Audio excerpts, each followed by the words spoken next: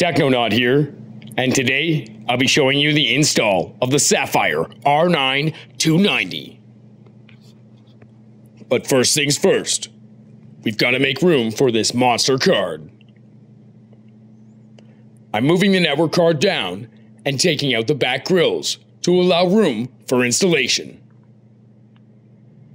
Remember, this is a 12-inch card and requires 2 PCI slots, so make sure you've got room in your chassis. I'm going to move my current Asus R9 290 down to the next PCI slot and install it. Make sure you install the second video card in the correct configuration for your motherboard in order to run at native speeds.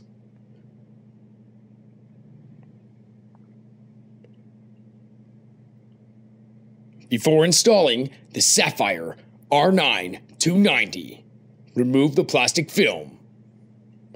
Then place and install the card. This setup requires no crossfire cables. It's all done through the PCI Express bus.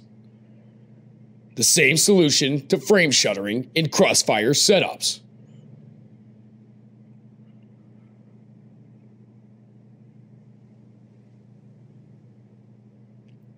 Connect the power cables.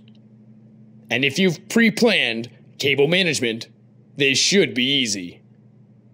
Check out the next video in this series, the benchmarks.